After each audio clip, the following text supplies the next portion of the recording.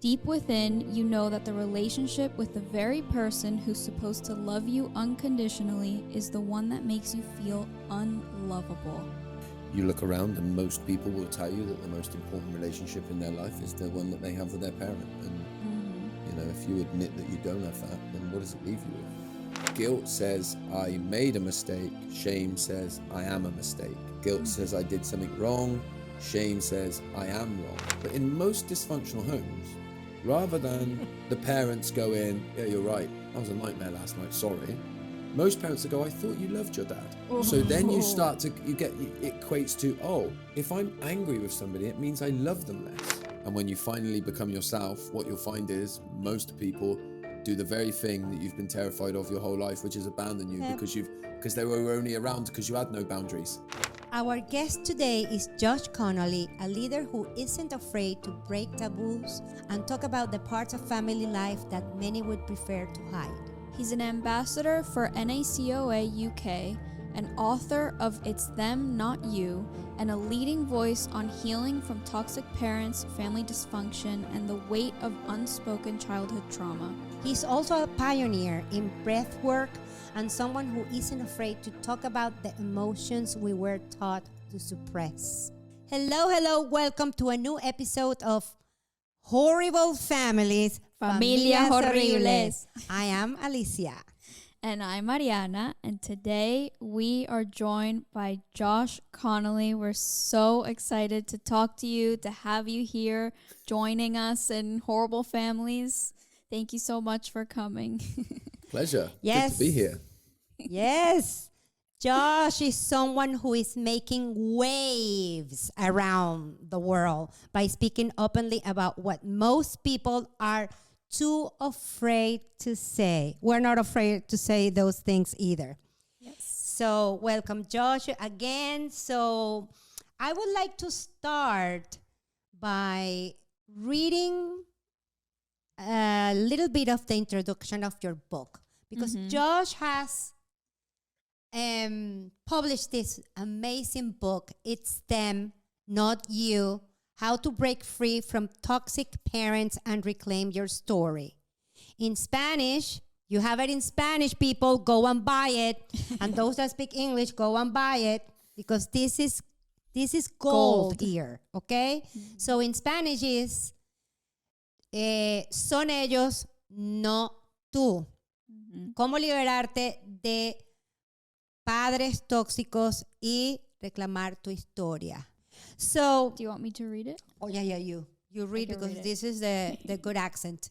Okay, so your book starts like this, and we couldn't help but want to read exactly how it starts.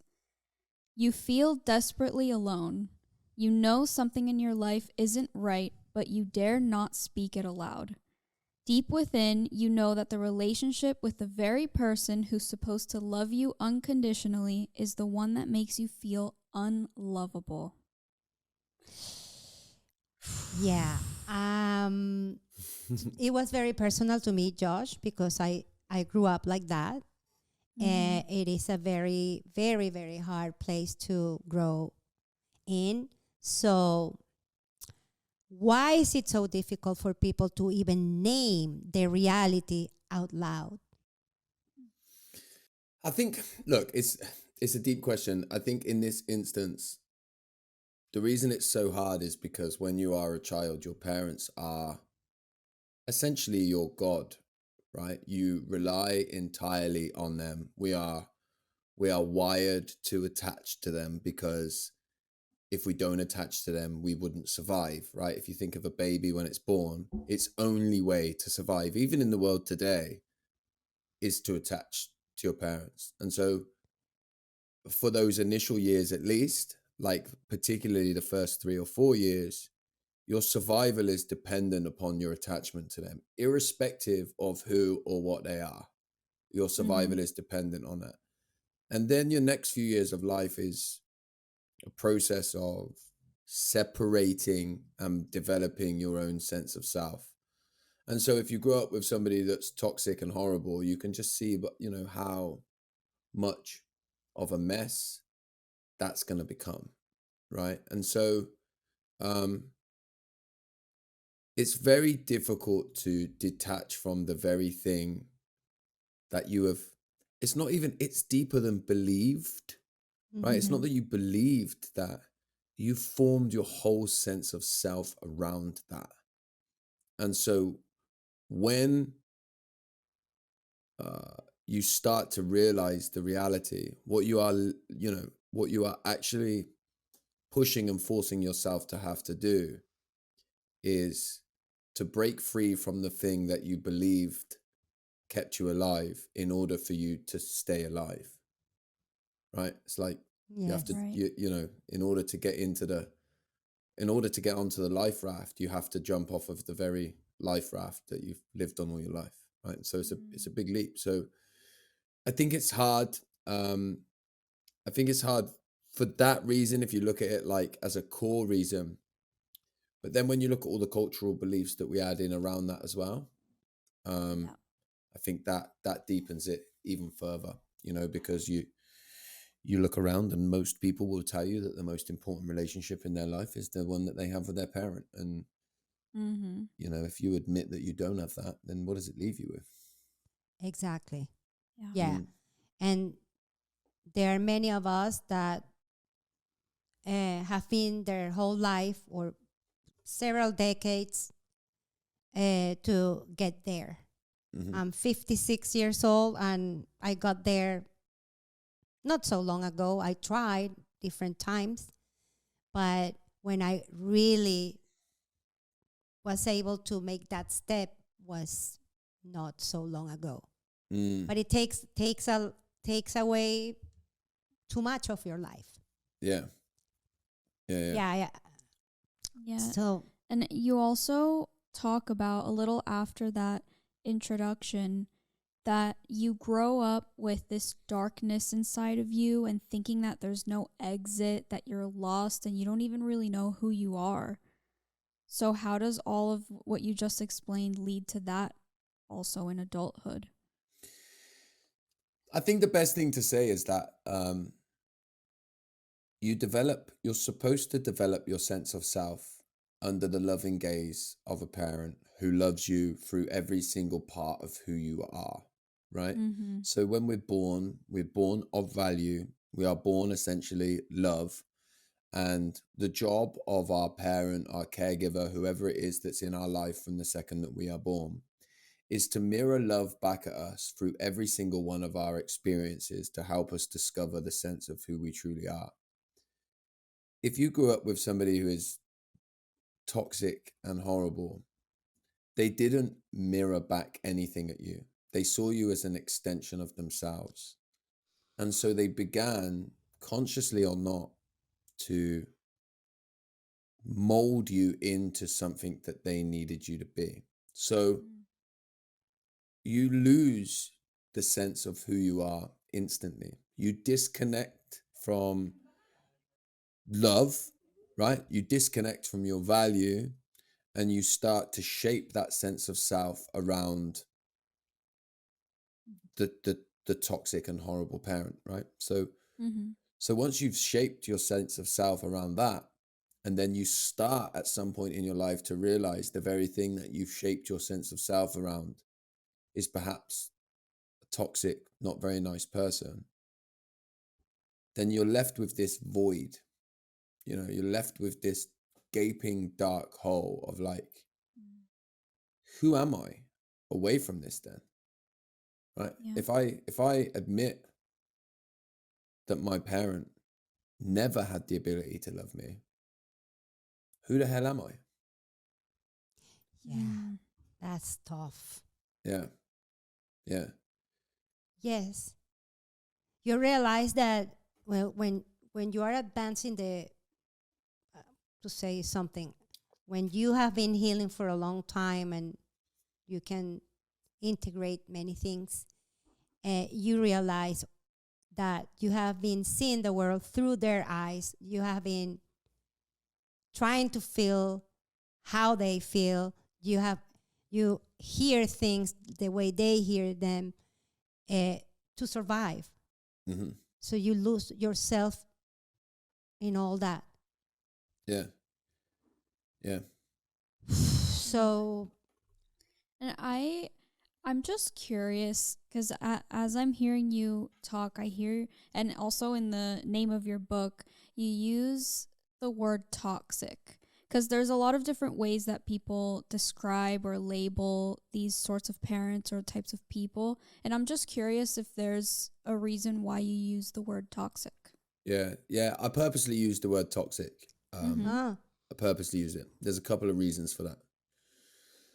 The main reason is, if I was to say, because what I'm ultimately talking about is abusive parents, yes. but most people that need to read the book would see a title about abusive parents and think, well, that's not me, right? My parents weren't abusive.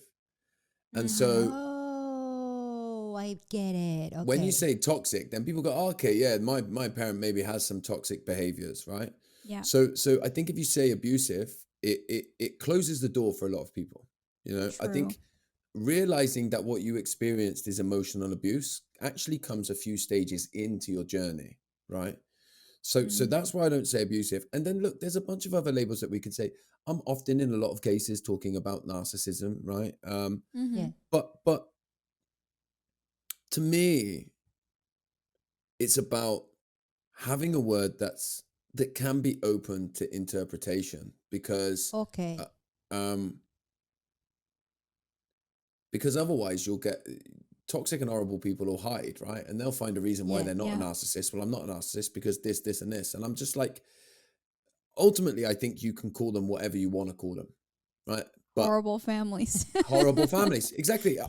You know, and you'll often hear me say, by the way, and that's not just because of the name of your podcast, I'll often say toxic and horrible people because I think that's like, you know, for me, that's the best descriptive word to use for them, right?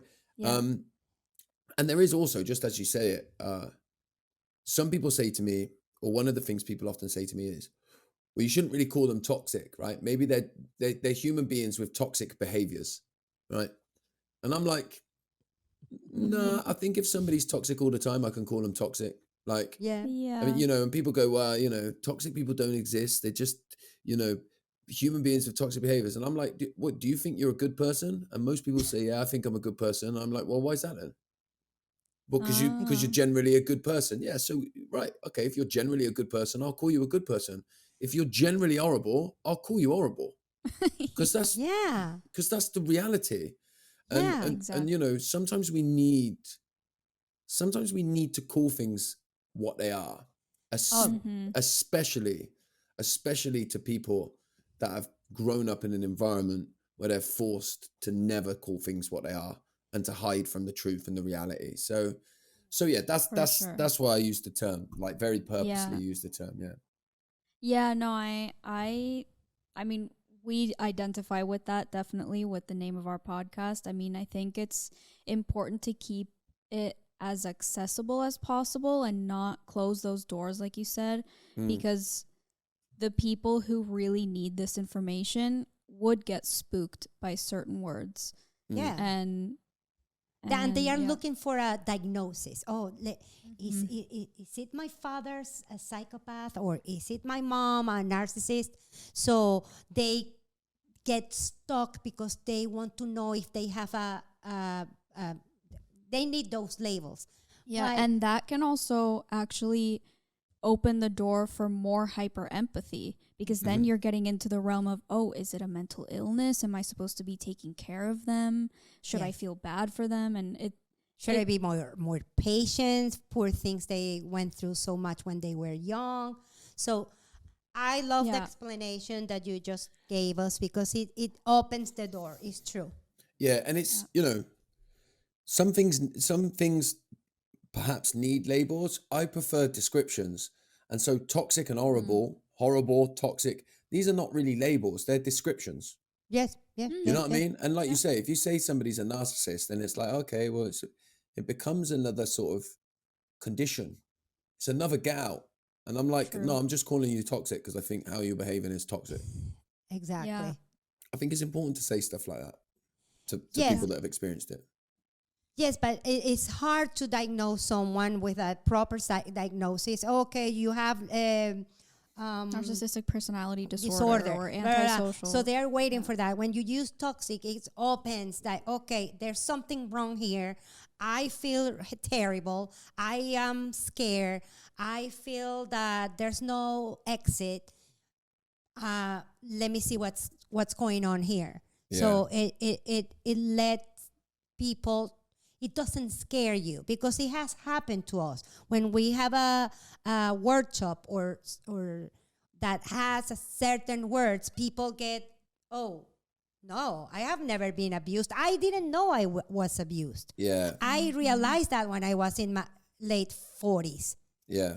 I never imagined, but then when I went after years in therapies, when I start putting the names on it. So yeah, and you hear it all the time, right? I'll be, you know, and I hear people describe their experiences all the time, right? And people will say to me, you know, you hear it with, it's similar with the word like trauma, because people will say, you know, people will go, well, there was nothing I had a really good childhood. My parents were loving, they were great people, there was no problems.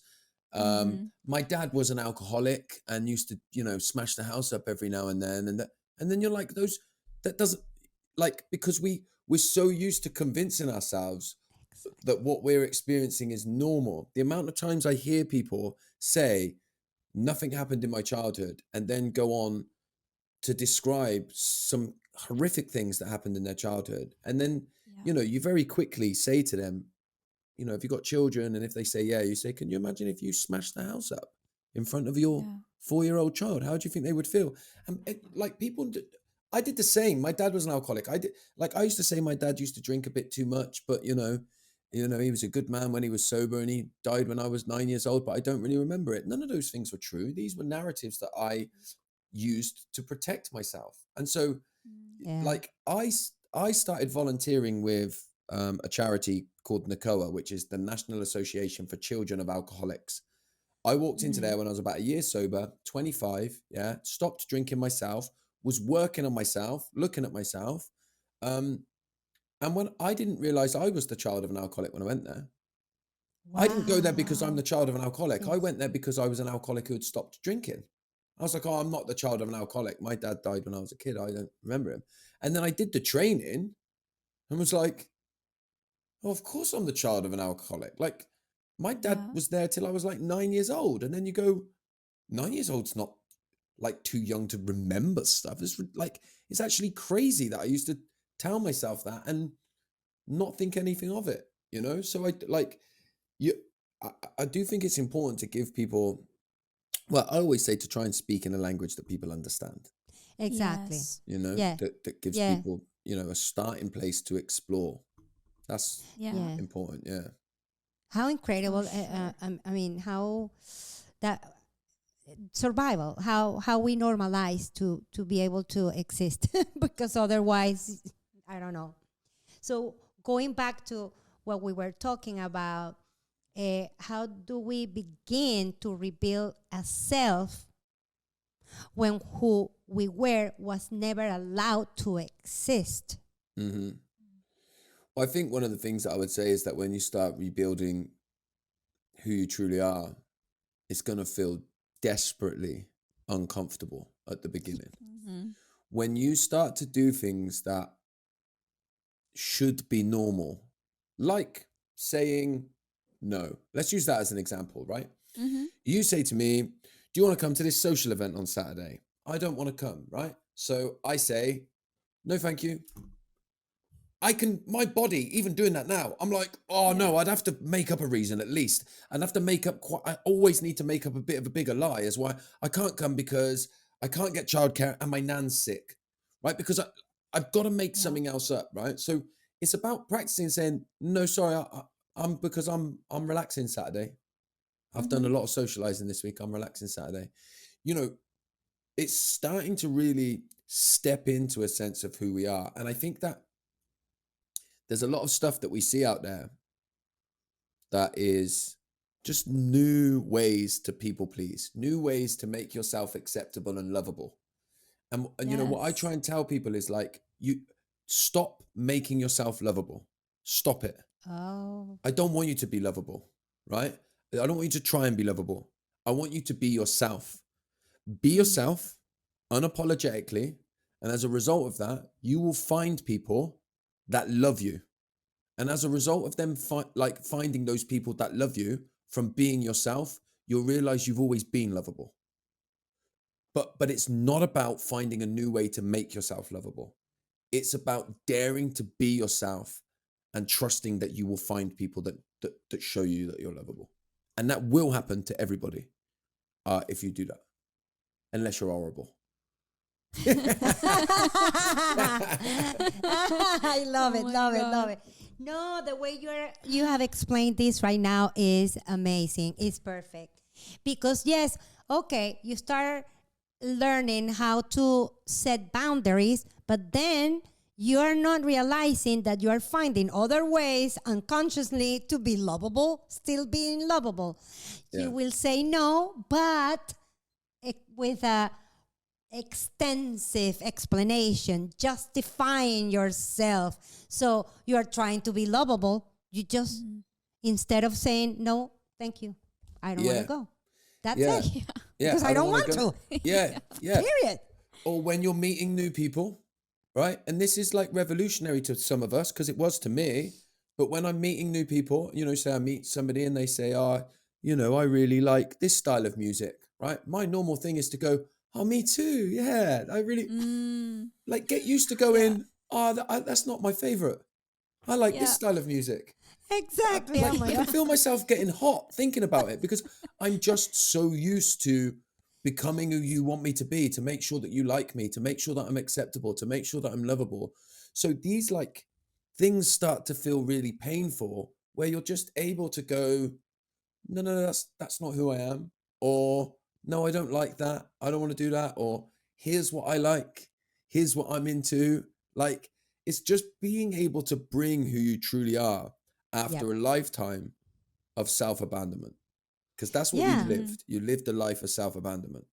I love it. I love it. And when you finally get there, the freedom you feel.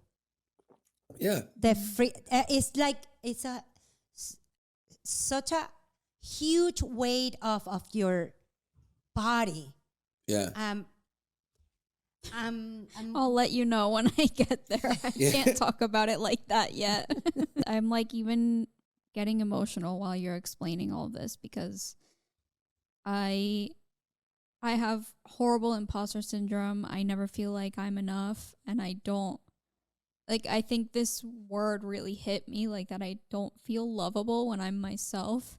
And I guess I'm just thinking about the people that are watching us that feel that way, and they're like, okay, now I need to start trying to just behave as myself, but it feels so uncomfortable.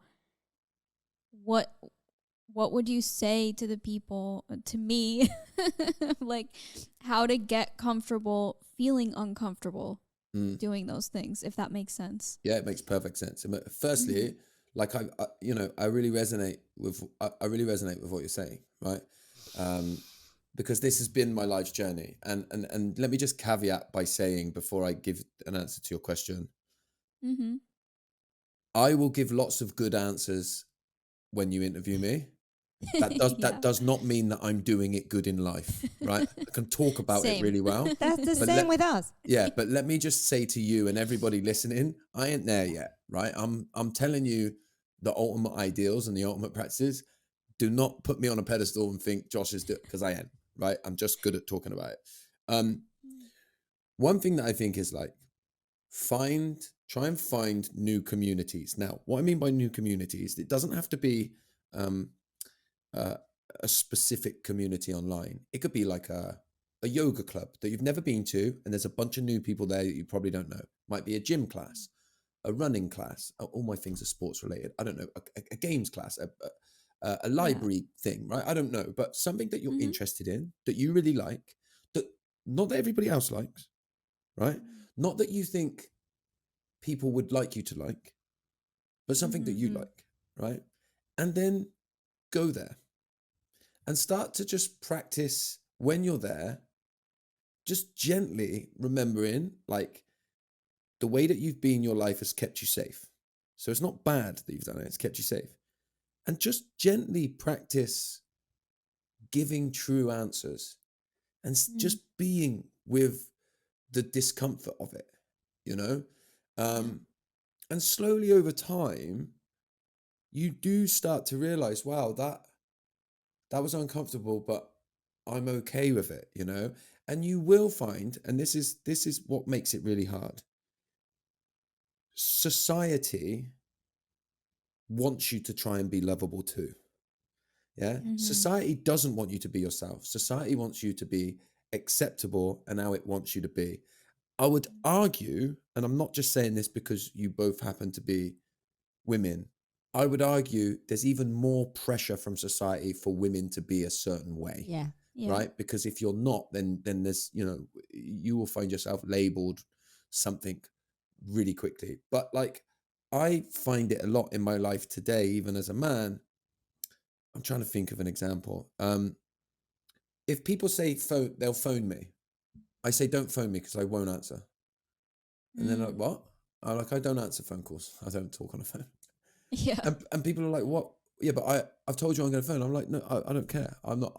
Don't phone me. Right? Yeah. I've got a bit of a thing with phone calls. I don't need a reason why. I just don't like them.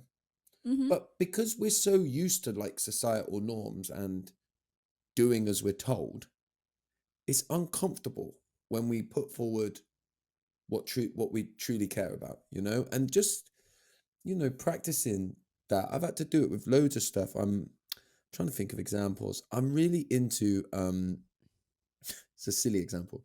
I'm really into perfume, men's perfume, right? Yeah. And so, but it's quite strange in our culture to go up to a man and say, you smell really nice. What are you wearing? But practicing doing stuff like that and then being like, I just really like scents and it's really nice to do that. Like these are just silly examples, but it's practicing to answer the question. It's a very long way of answering your question, I know, but just practice. Give yourself some grace to try it while remembering that what you've done up until this point is not wrong, failure, or bad.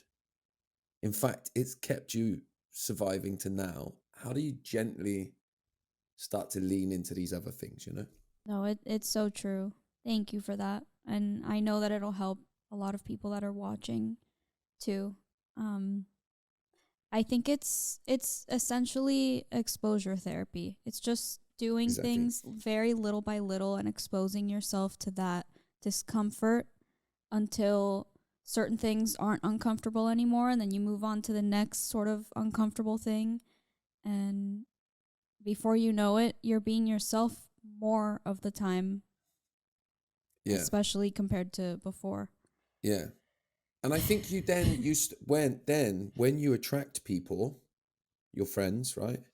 So if you say like you went to this new yoga club or whatever it was, and then you really did practice being yourself, and then you realized you still make friends, but actually these friends aren't people that you need to keep up a pretense with because you've made them based on who you are. Yeah. That then I can even feel as I'm saying it, wow, that's when I meet people who get me, they understand me. Yeah. And I don't have to be anything.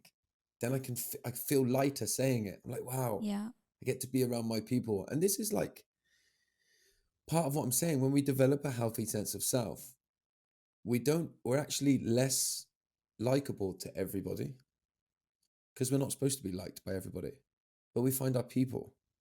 And it's your people that you want to find. You don't want to be liked by everybody. You want to find your people. Yeah. That is so important to talk about. And I think it's something that a lot of people struggle to accept, is that they won't be liked by everybody. So can you explain that a little more? Because when we develop our sense of self, right, like we've already talked about, when we're kids, we do it based on what other people think of us, right? Our whole sense of self, like I always say, when I first started this journey of realization of what I am and who I am, like I didn't even know who I was away from what you wanted me to be. So if you said, who are you? I'd be like, I don't know who you want me to be. Tell me and I'll do it. I'm really good at that. But how do I start to develop this sense of self? Well, actually, you know, it has to be rooted in first finding some acceptance of who I am. So we can do that. We can do that on our own, by the way. So I do a lot, like spend time on your own. I saw a meme recently online, but I thought it was quite interesting. But I'll give you a slight variation on the meme. But the meme said, imagine an orange turned up to a group of apples, and the apples said to the orange, oh, look, this has got maladjusted apple syndrome, because they just looked at it and thought you're completely different, right? But you're supposed to be like us. Like sometimes we've got to remember who we are and stand proud and be like, this is who I really am, right? Rather than thinking that I need to be something in relationship to other people. Does that make sense? Yeah. So yeah, like, you know, really spend time with yourself and on your own and getting clear on what you like and what you love and what that looks like, you know, and then going out and trying to share that with the world. It's not easy. It's not easy. No. It's not easy, especially when you grow up in a horrible family where you are not allowed to be yourself at all. And that's why one of the talks that I do starts with the question, what part of yourself did you have to kill to be a good daughter or a good son? I had to disappear. And most of the people that are listening to us had to do the same somehow. Otherwise, we couldn't be, punishment of all kinds, right? Well, you wouldn't survive. Your survival in this world was dependent upon that thing, and the bit you had to disappear, you know? Exactly. You know, and I loved, it's such a powerful question, by the way, what part did you have to kill? Because healing is like, how do we bring those parts of you back to life? Exactly. Yeah. You know, and like, if you think of the spectrum of what you will have experienced when you were a child. So if you had a toxic parent, for the people that are listening, you might have had a toxic parent that told you, you're too loud, you should shut up, stop being so loud, right? You like, nobody wants to hear you, disgusting. And every time you were loud, you got told off for it. So you learned to be quiet, right? Because when you were quiet, you were acceptable. But maybe you're just a loud person, right? Yep. So there's the overt stuff. So the really obvious stuff like that when you start to look at it. But then there's the kind of like covert stuff as well. So maybe that's much more subtle. So imagine if I just had an emotionally immature parent. So when I was a child, say if every time I was upset, I noticed subconsciously at least, but below the surface, I got the signal that my mum, she didn't hug me the same when I was sad, because she couldn't be with sadness, because she had her own sadness and she was running away from it, right? So there's this real subtle, if I was really happy and came home from school and she put her arms around me and be like, yeah, I love you so much, you're so great, yeah? And if there was a subtle shift that when I was crying, it was sort of a pat on the back and like, come on, you're all right. You're all right.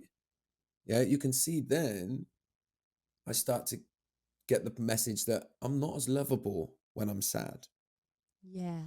So it's not a clear message like that. It's just when I'm older, I have a real discomfort with being sad. I don't want to show people my emotions. I have a core belief somewhere in my being that if I cry in front of you, you're going to push me away and just want me to be all right. So I'll skip out that bit and show you I'm all right all of the time. And of course, in the end, that makes you poorly. Yeah. In more ways than one, because you can't express, you need to be able to express authentically who you are. Yeah. For sure. And I think that, going back to the example that you gave of just saying no when you don't want to do something, I think something that stops a lot of people from doing that is the guilt that they feel when they say that.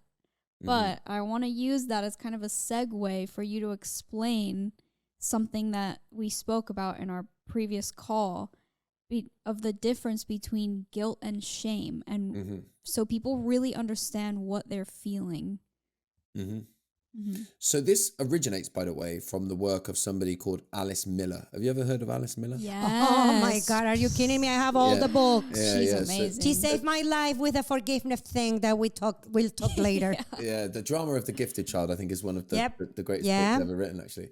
But I believe it comes from her work. There's a couple of people. There's a guy called John Bradshaw that talked a lot about it. And then more recently, if you feel like you feel guilt when you say no to somebody, you have to have the understanding that guilt means I've done something bad, right?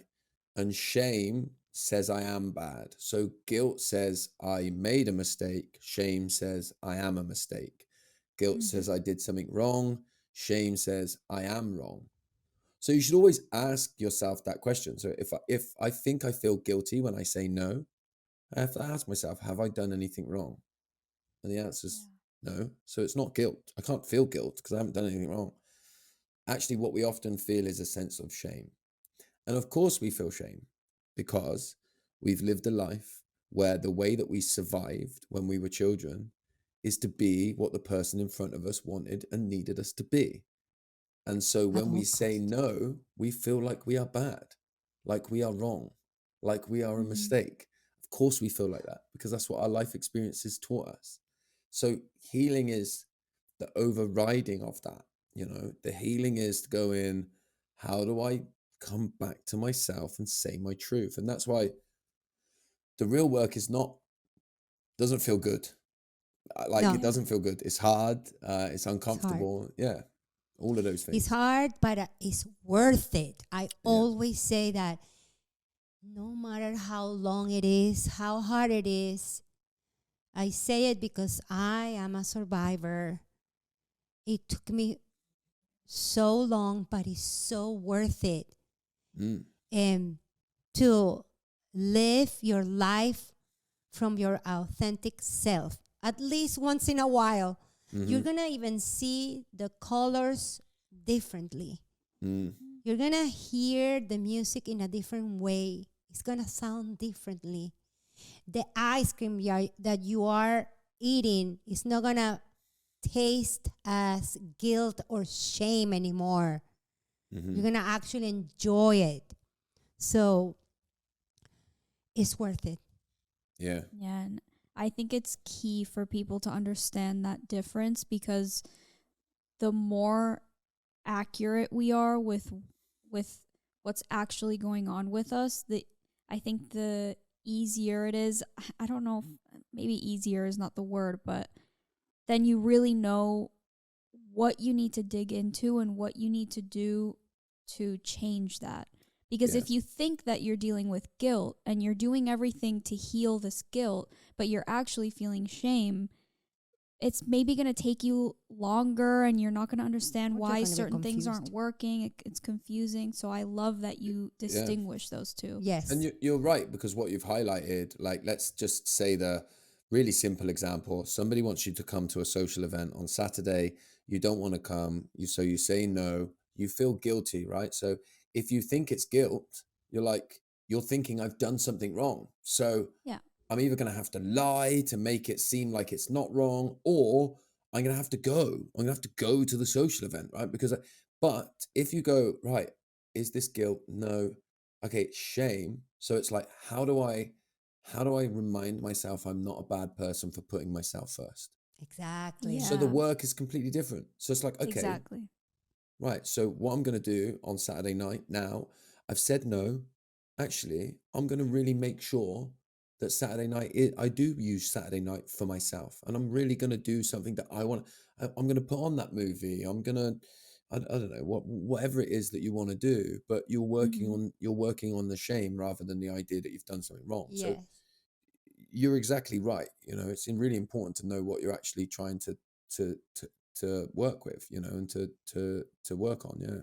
Yes, and it's the hard work that we were talking about that is worth it, that will help you to get there.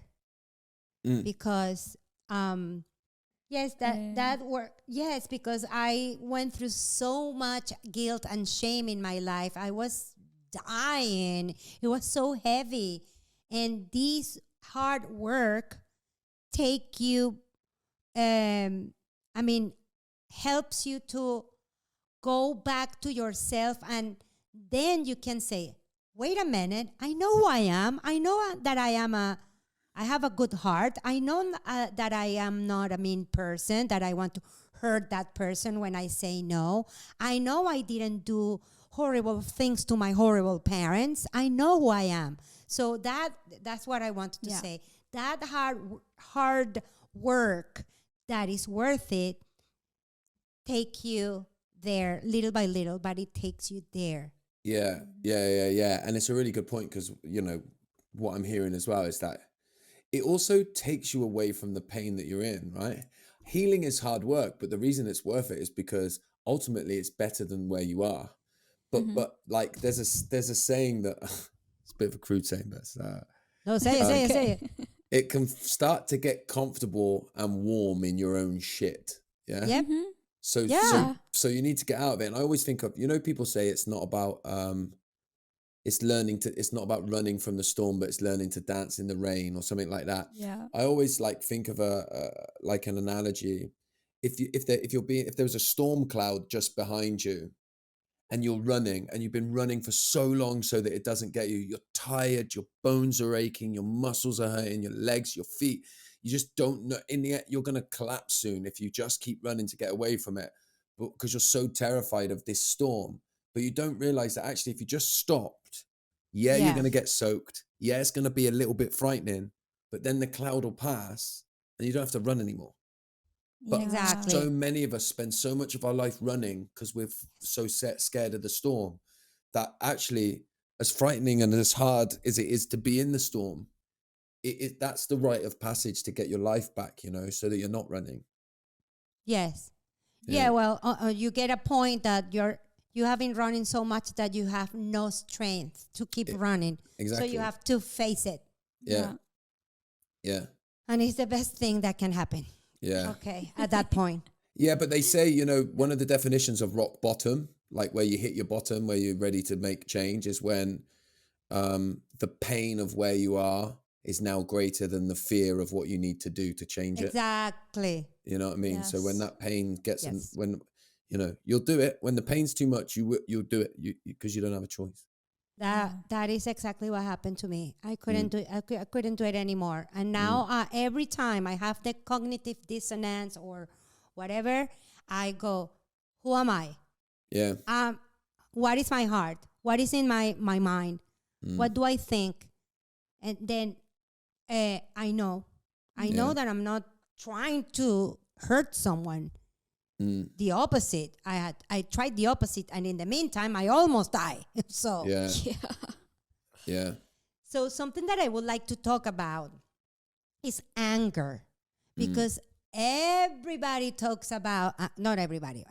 It's very known, it's especially in social media, where the three of us are. That word everybody's so scared of. So I'm not scared of anger when you understand what it is. So there is a post you have, I love, that you said things that should make you angry when having toxic parents, for example. Yeah. One of them was abuse should make you angry. Anytime that there's an injustice, anger is your friend, because anger is what motivates you to make sure that you create change.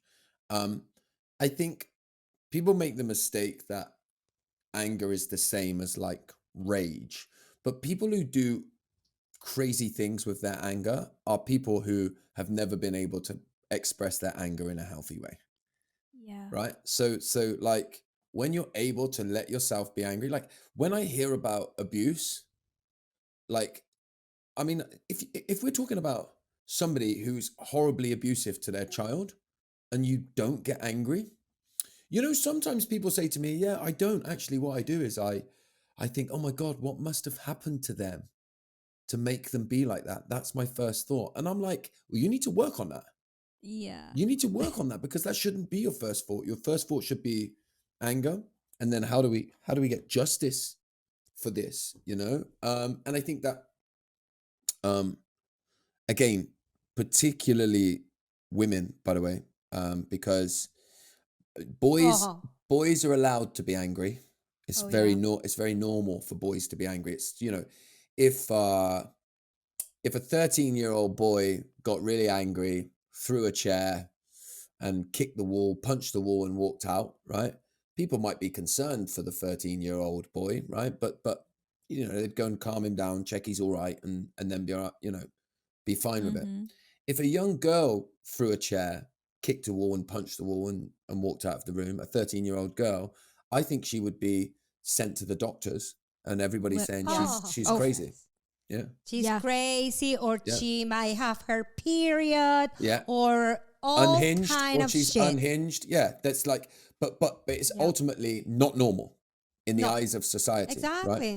Yes. Yes. So look, particularly if you're a woman, but I think it's true for all of them. If you had a toxic parent, you were never allowed to be angry in moments when you really should have been angry. Yeah. You know, like where anger was the natural and human response, you had to keep it all in, and it doesn't go away. This is the key thing. It doesn't go away. So you've got to find a way to let it out. You've got to find a way to have healthy expressions of your anger. But the wellness space, the healing space online, I think, and I'll say it as I believe it to be, is full of people desperately trying to be lovable and using spirituality as their new way to be lovable. So Exactly. they make themselves pleasing, acceptable. They talk about, you know, letting go of everything and never being angry. And I see everyone through a love and light gaze. And I'm like, well, you fucking shouldn't see people through. No. You shouldn't. There's a lot of bad shit going on in the world. And we should, you know, we need to see where it's coming from and call it out. So Yeah. Yeah. Yeah. No, for sure. I think that anger and this toxic positivity play together a lot in society and the way that people talk about both things. mm-hmm. And Good vibes only. yeah, Yeah, exactly. Royal family. like a typical, yeah. Yes. The most normal thing is to feel angry about certain things, just like the most normal thing is to feel happy about others and excited and frustrated and confused. It's just another emotion that naturally comes up. And I don't know, what would you say to survivors that have been taught that their anger is wrong and that they shouldn't express it and they should keep it bottled up? How do they start expressing that without feeling shame, perhaps? Yeah, well, they're gonna feel shame initially. Mhm. That's the key thing. Yeah, so it's like, Yeah. know that makes sense that you feel shame, because that, you know, feels reasonable based on what you've experienced. But Mhm. there's lots of different ways, from like sport to, I do breath work, right, where you get to scream at the end, Yes.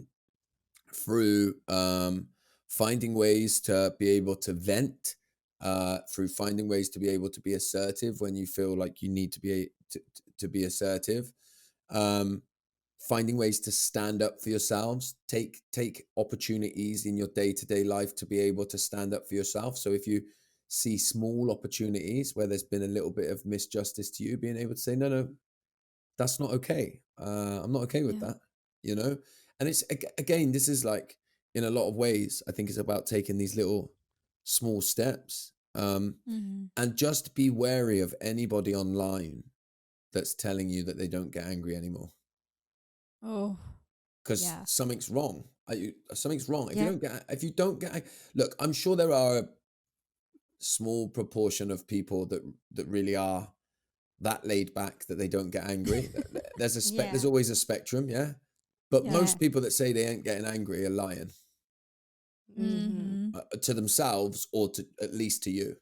Yeah, You or know, they're dissociated from it. Yeah, but it dissociated doesn't from it, mean disconnected from it. Yeah, like I mean, Yeah. yeah, healthy anger's good. Yeah.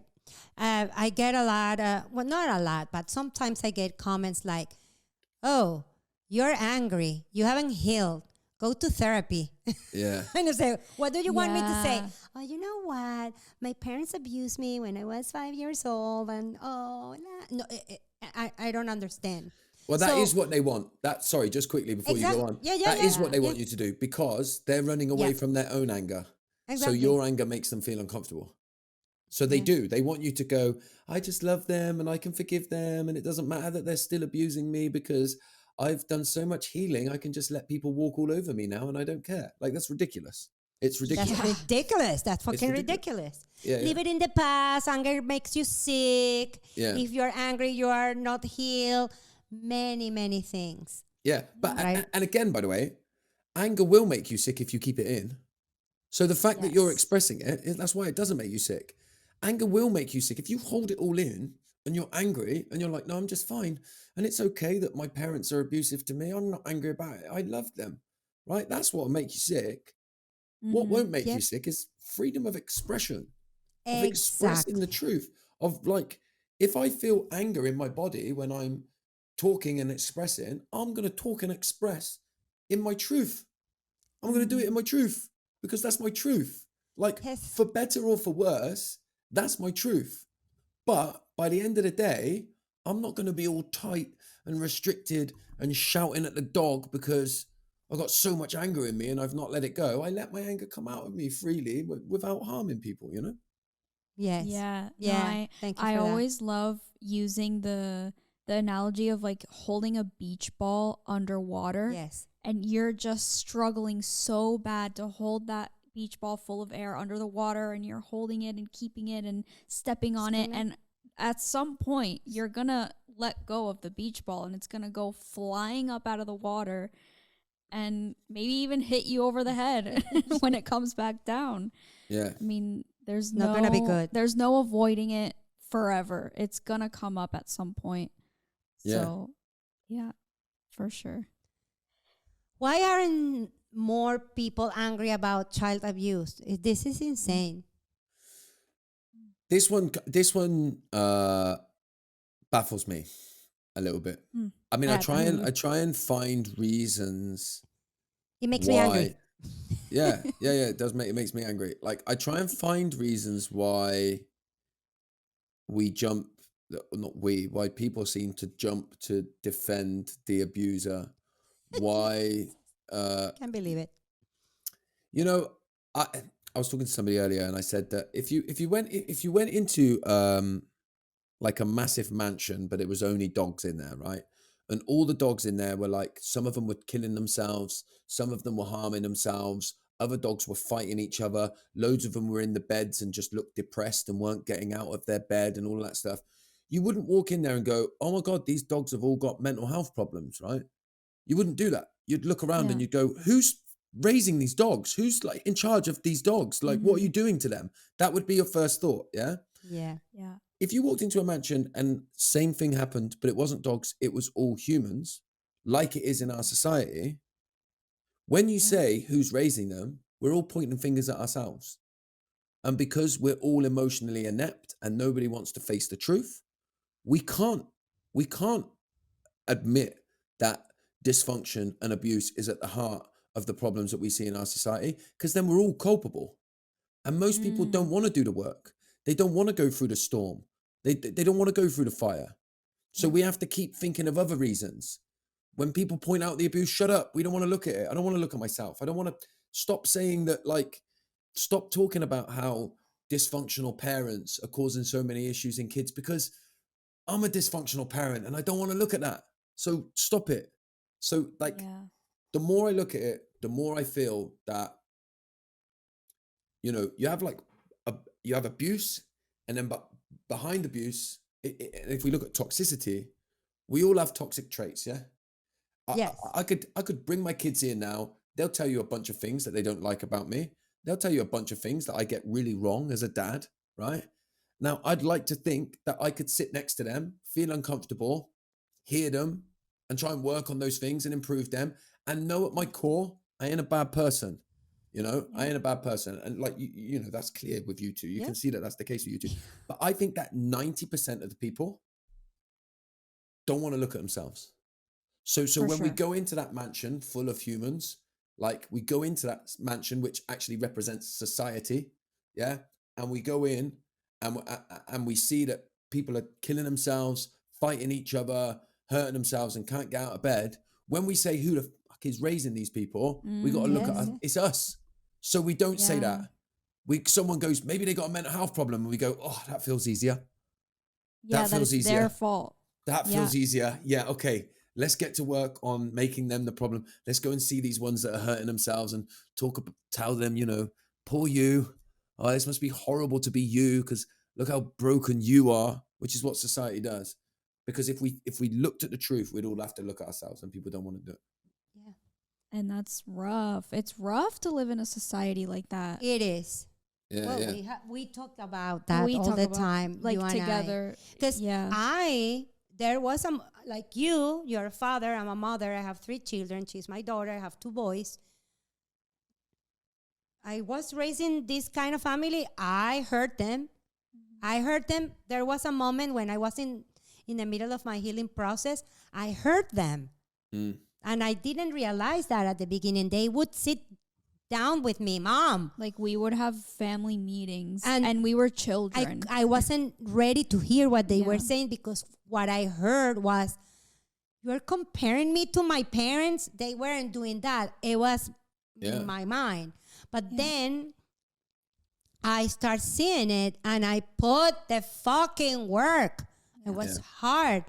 I had to face it and say, okay, I make a mistake. I'm not the worst person in the world. I'm just going to fix it. Yeah. And I did. And now look where we are. It's worth it. And that's what I always tell people, because obviously I have the perspective of being a child of a survivor, and I always say the difference between you and them is taking responsibility and taking action to changing those things, because that is what they never did. So that, I mean, everyone will fuck up, everyone will make a mistake, and no matter how much work you put in, one day you just, for whatever reason, you make a mistake. That you can't avoid that. But what makes the difference is you accept it, you take responsibility for it, and you take action to change it in the future. And you repair. You repair. And I sum up what you just said. Like when you take responsibility and then take action, that is accountability. Yeah. And that's all we're talking about. Like you don't you don't want your mum to be perfect. You know, you don't need your mum to be perfect.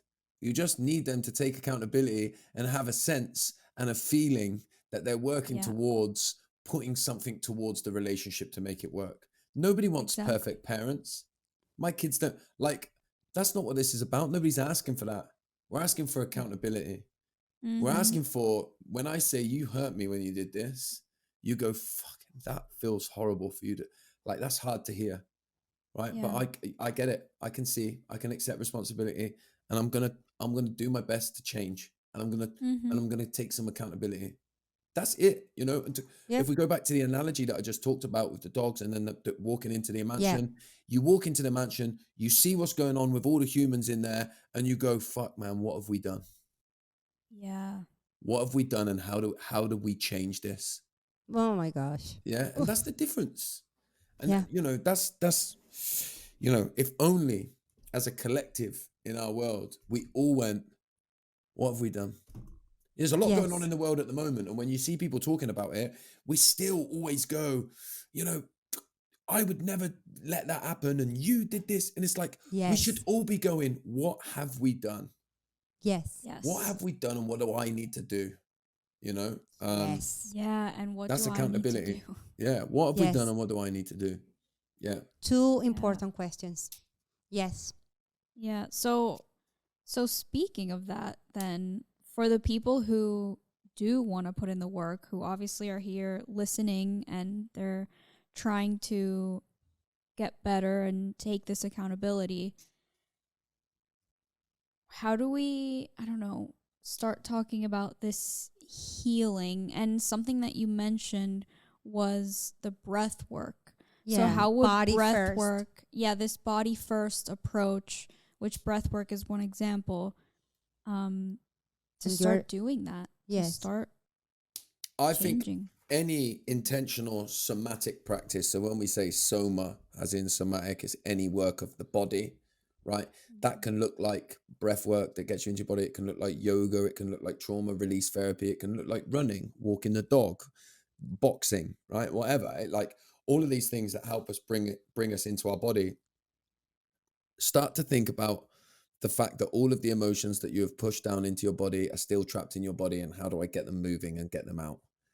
How do I get some of that tension out of my body so that I can get a little bit of space to truly start to explore who I am? And actually, like, if you look at what I talk about in the book, one of the first things that I get people to do when they're going through the book is actually have a look at your own stuff first. So you start there and you list all of the mistakes that you've made in your life. Yeah. And you do that because as a result of what you've experienced that initially wasn't your fault, yeah, you've probably gone on to do a bunch of things that either hurt you or hurt the people around you. And so it's like, right, let's clean up our side of the street, get that sorted, yeah, right? Then that's how self-compassion, because the only person you have to forgive is yourself, right? That's the only person you have to forgive. So self-compassion comes when I stop running away from all of the mistakes that I've made. So compassion for myself, if we think about guilt that we talked about earlier, it means that I've done something bad. Let me look at all of the things that I have done bad, all of the mistakes that I have made, list them, recognize where they come from, why was I acting in the way that I did? What you'll find normally is you were trying to be lovable, you were trying to feel something, you were trying to find connection. You'll see patterns very, very quickly. There's an exercise in the book to do it as well, by the way. Then once you've done that, you start to develop self-compassion for yourself, but it also means that you can look everybody in the eye. If there's people in my life that I want to have a relationship with, and in order for me to have a relationship with them, I need them to take some accountability, I can go to them and look them in the eye and say, here's everything I know about myself. Here's what I'm doing to be accountable. Can you give me a small piece of accountability? If not, then maybe the relationship's untenable. And that's not just with your parents, that's with every relationship in your life, right? Yeah. So yeah, I guess I would say where to start. Buy my book and start to work in the book. For sure. Oh yeah. Of course. Oh yeah. Buy this. This is amazing. And it's in Spanish, which there's one amazing, in Spanish. It's actually behind him. That's the Here, Spanish guys. Este es en español. No eres tú, son ellos. Una guía para liberarte de tus padres tóxicos, reconectar con tu niño interior y reclamar tu propia vida. Woo! Okay? We have Josh it in English, Connolly. we have it in Spanish. There you go. Go buy it. Amazon. You have it in 5 minutes. Well, in the United States, yes. Here in 5 minutes. We call it Prime Now. It's just Prime like Now. Prime Yeah. Now. It's You have it crazy right how now. quickly that it gets there, isn't it? I always joke that sometimes I feel like a parcel's just turned up and I haven't even ordered it yet. I just thought about it. And like I thought about this Yes. parcel this morning. It's here. So how is that here? Oh my Yes, God. it is very. It's a little but crazy. tell us a little bit about the breath work that you do. Yes. Yeah. So look, I think the breathwork that I do is What is that? so when people think of breathwork and they think what I mean is like calm breathing in and out through your nose. Like breathwork is slightly different. You're doing a deep, experimental and experiential practice with deep breathing. In my case, with the stuff that I do through the mouth, and it's all connected. So you're taking these deep breaths of filling your body up with air and then letting it go, staying connected with it. And if you do that for a period of time, it basically drops you down into your body. So your head switches off and you're in your body, and you shake and it brings out, you'll cry uncontrollably, and you do a lot of big release, and you get to let a lot of stuff go. And it like can sound really, really scary. And it isn't for everybody, but you know, that's Okay. that. But the experience can be incredible when it's safe. When the experience is done safe, it can be incredible. But what happens in your body with this technique? So scientifically, it's about like over oxygenating your body, and there's like the carbon dioxide drops. But I've always stayed away from too much of the science because I like the mysticism in it all. And I'm very much like, I think sometimes our head's the problem, and actually just let my body, it makes me shake. I feel lighter after it. I release a lot of emotion and I feel a sense of freedom and clarity. I sometimes don't want to ruin it with the Western science behind it and just be like, actually, let me enjoy the ritual.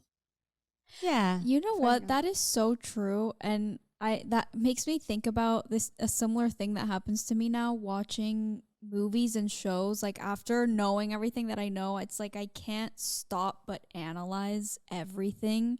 And I'm like, it just takes a certain beauty out of things. Yeah. So I love that you just keep it just at what it is. Natural, and just let yourself, or let the people that you're working with in the breath work just experience it without really knowing what's going on. I do think there's a beauty in that. If you think of all of the good things that have really brought human beings together throughout the history of society, most of them end up getting ruined by dogma, by our need for certainty. So take any religion, when it first started, let's just take Christianity as one that most people sort of understand, right?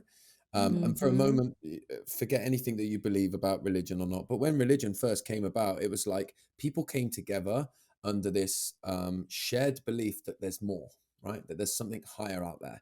And then, then there was stories written about it and concepts put together. And there was this air of mysticism, right? This like, I don't know what it is, but it feels like something else is driving it. And that's incredible.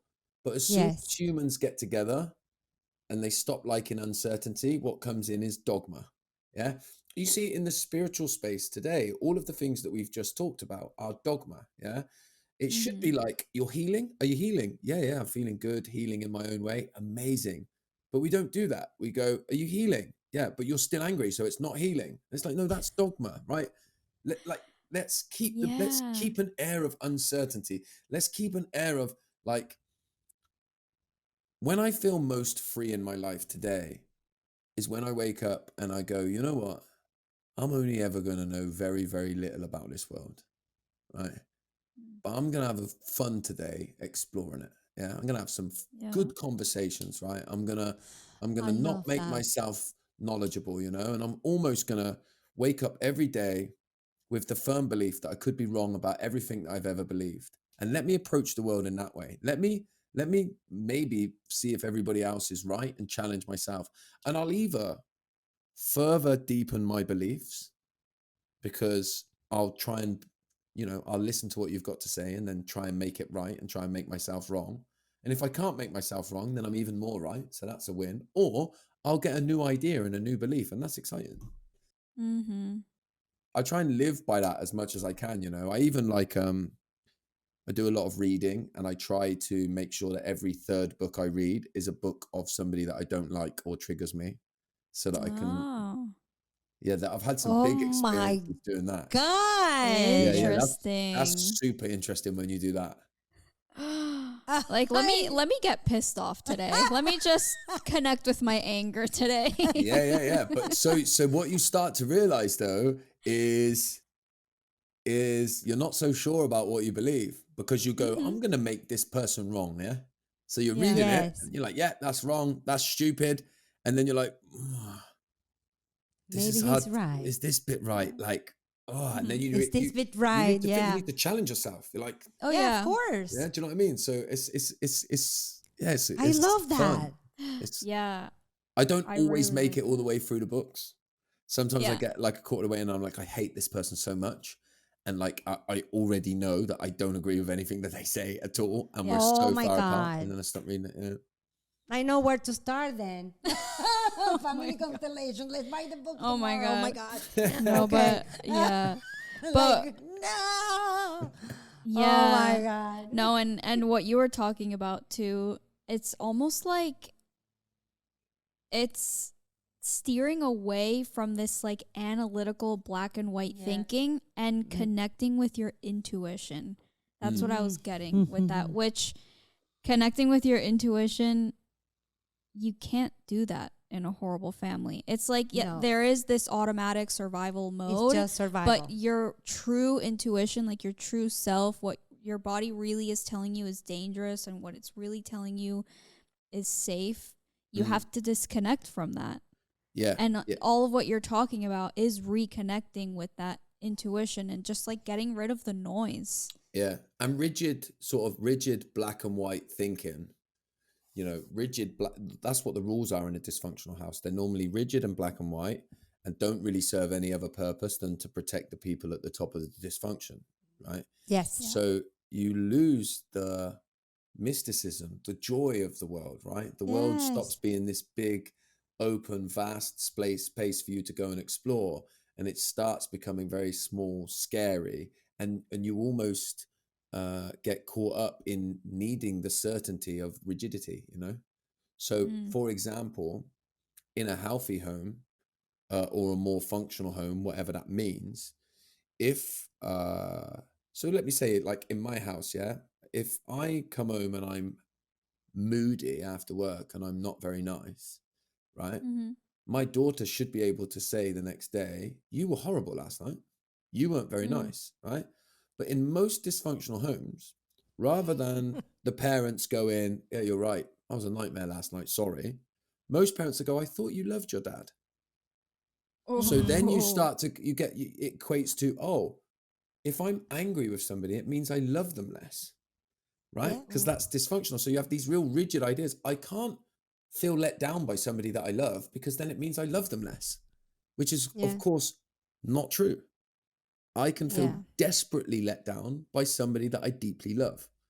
But most people can't have those two seemingly contradicting emotions exist. And we crave rigidity. Let me fully understand it. That's safe. I know where the walls are. I don't have to worry. Predictable, easy, you know, all of that stuff. But can we come back to our intuition? Can we come back to this expansive world that's something that I want to go out and explore, you know? Yeah. I love that. Yeah. And I want to talk about something because you called it the healthy empathy. Remember that when you grow up in this type of systems, you are hyper empathetic. So be careful with that, right? So what does healthy empathy look like when you're dealing with parents who weaponize your compassion? There's a saying, and I forget who it comes from, that says empathy without boundaries is self-destructive, right?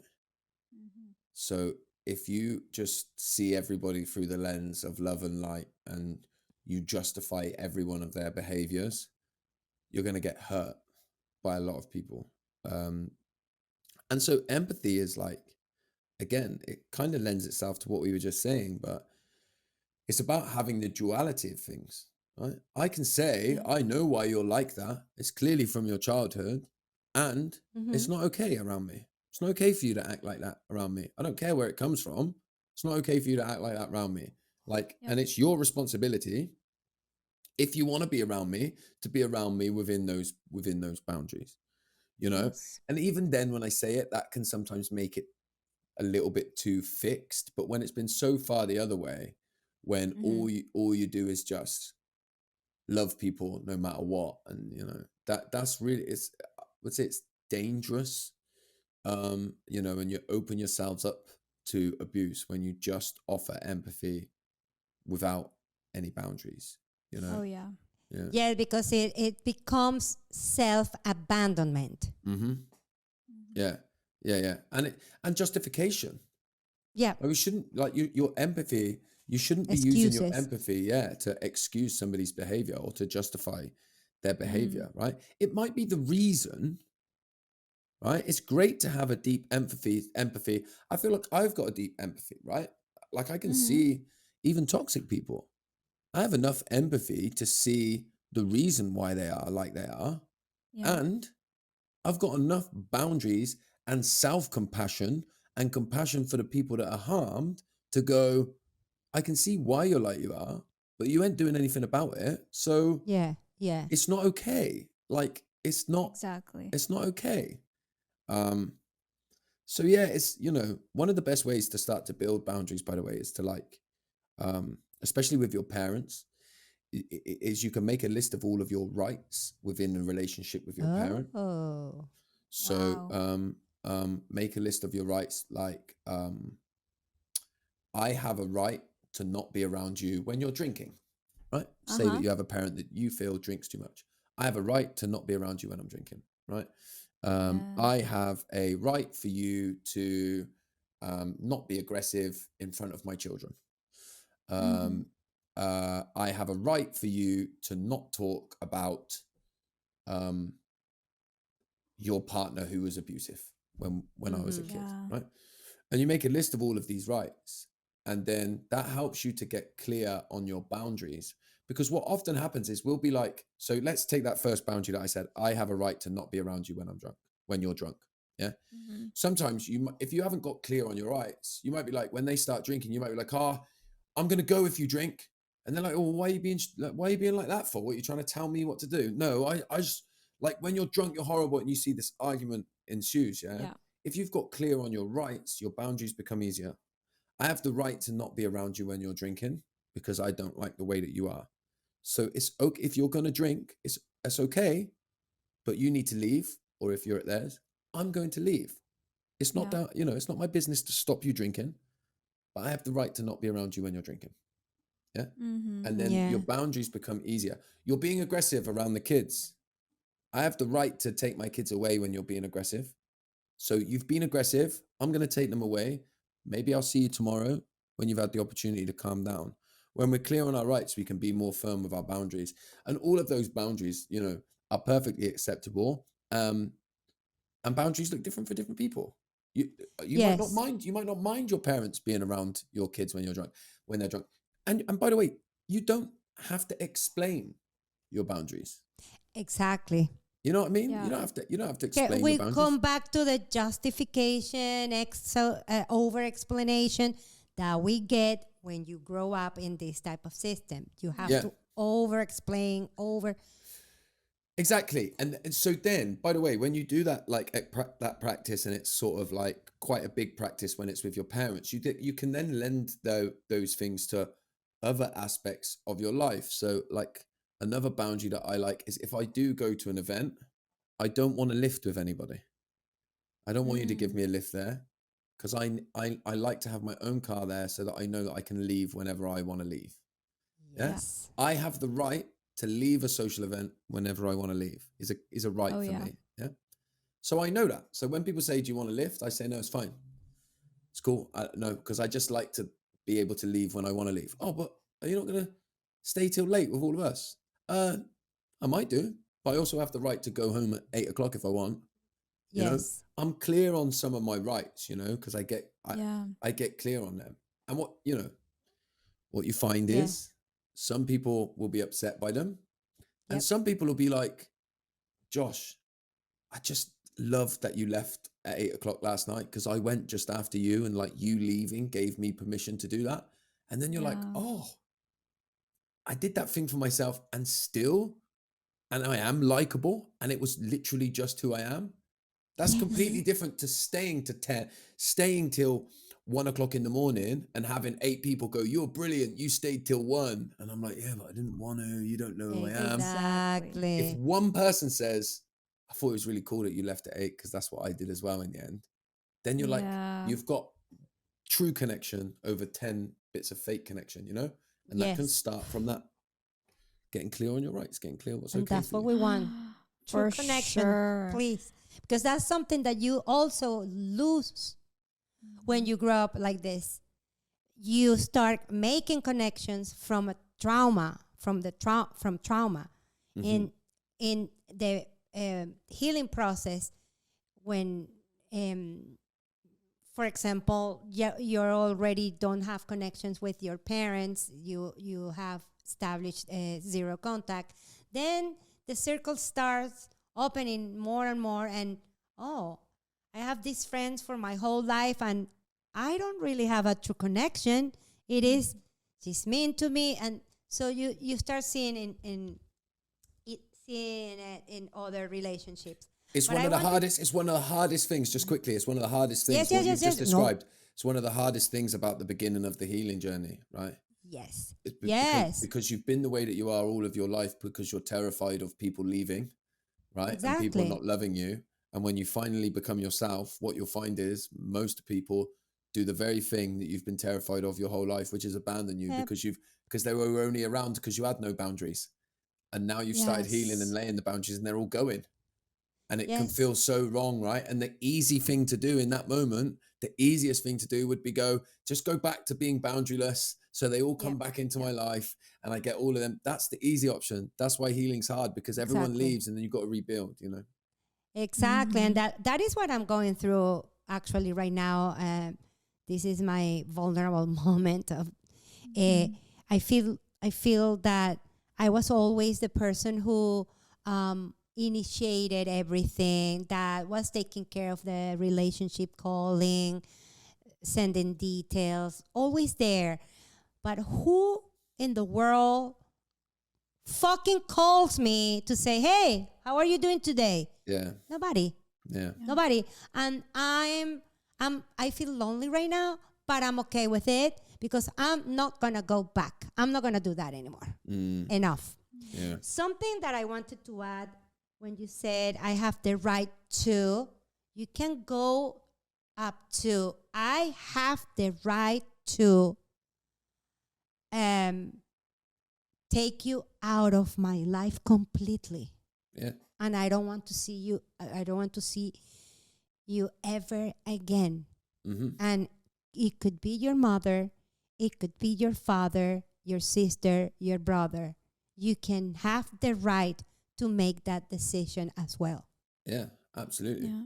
Absolutely. Yeah. You have the right to do what's right for you, whatever that looks Exactly. like and however uncomfortable it makes other people. Yeah. Yeah. Yes. Totally. And I just wanted to add to circle. Really, this is kind of circling everything that we've talked about.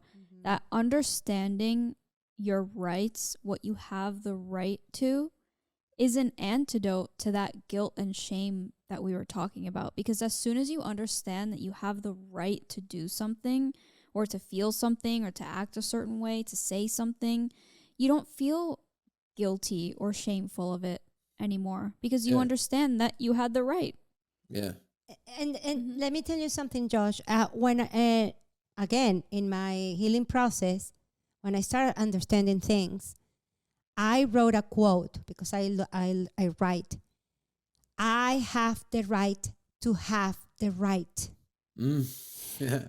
I have the right to have the right because you have no idea that you have rights Yeah. Yeah. of any kind. Yeah. Yeah. Yeah. Because Yeah. in this house, this is what we are gonna do. In this house, this is how you're gonna think. In this house, otherwise you are punished in different ways. So Yeah. you have never questioned you have any kind of right.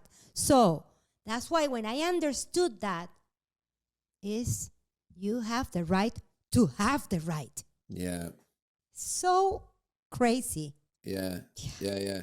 And sounds so simple, doesn't it? When you say it Yeah. like that, it sounds so simple. And, you know, in many ways, a lot of what we're talking about is simple. That doesn't mean it's easy, actually. You know, it's really, Exactly. really hard, right? But a lot of it is, you know, we can overcomplicate it. But it's in the end, we're talking about, like you say, that, you know, circling everything that we said. How do I just come back to doing what's right for me? Like, how do I find myself again? You know, you only get one shot at this life as far as we know. Exactly. So how do you live it for you? You know, that's, Yes. you know, and ultimately that's the job of any parent. If there's a job of any Yes. parent, it's not to make you successful. It's not to make you rich. It's to get you Mhm. to a place that when you leave the home, you know who you are and you live your life the best you can for you. So Yes. it is what that, you know, that's the job of a parent. And then healing Yes. is doing everything that our parents didn't manage to do for us for whatever reason. You know what I mean? And you know, that's why I say, people say to me, what should I do as a parent to make sure that my children don't need to heal from their childhood? And I'm like, give up on the fact that your children won't need to heal from their childhood, because they will. If you can get to a place that when your kids are adults, when they're really struggling and they're starting to work on themselves, maybe they go to a therapist, maybe they go to a fucking shaman or whatever, and they start to realize some of the things that you did has caused them pain. If they can pick up the phone and ring you, say, I'm working on some stuff, I'd love for you to come and look at it with me, then you've passed. That's how you be a successful parent. It's not, you know, listen, I'm sure parents do get their kids to adulthood without them ever having to do any kind of healing. But if you've had any kind of dysfunction when you were a child, some of it will not come out until you're parenting. So you can't even prepare yourself for it, right? Yeah. It will come out when you're parenting. And, you know, like, testament to you two as well, like, to see you two both sat there, you know, doing the work and doing it together and being able to do it in that way. Like, I'm not just saying it because I'm in front of you, but this is how you break generational. This is how generational curses stop, you know, because the next generation, if you go on to have children, they're going to have to do less and less and less until maybe in a couple of generations, you know what I mean? You're going to have kids that don't even have any idea what dysfunction means and how amazing that will be. And it started here. Oh my God. Started here, you know? Mm-hmm. That was awesome. That was so beautiful. Thank you so much, Josh. I'm emotional right now. Which is fine. Yeah. But I think we're doing something right. Of course. Right? We're trying our best. All we can do is try. Yeah. Just try our best. Yeah. And oh my gosh, thank you so much for this conversation, for sitting here with us today, for explaining all these super important details. And even though it sounds simple, it really is what we need to focus on and what we need to do. I don't know. I'm like at a loss for words. It's just Thank you. Just thank you. I feel like we need a big hug. I'm not there. I so know. I wish. Hopefully one day we will have a studio where we can actually be. What studio? I'm going to see him somewhere. Go film where the people are. Yeah. It's going to happen. Where do people find you? Well, we're going to put everything in the description. They will find you. They will sign up for your things. They are going to buy this book because I say so. Buy the book. And we're going to put every link in the description. Please, if you want to talk to Josh or join his workshops, or he has a bunch of things, please go to the description. Yes. Busquen a Josh, por favor. Vámonos. Por favor. Thank you. Yes. And always remember, like, comment, subscribe. Tell us how you liked this episode. If you have any questions, we'll always answer them below. And share it. Share. Download the episodes. Everything. Yes. Please. We are gonna... Don't hang up. Don't hang up. This is fake. Thank you, everyone. We love you so much. See you next Sunday. Next Domingo. Sunday, yes. Hasta luego. Thank you, Josh. Hasta luego.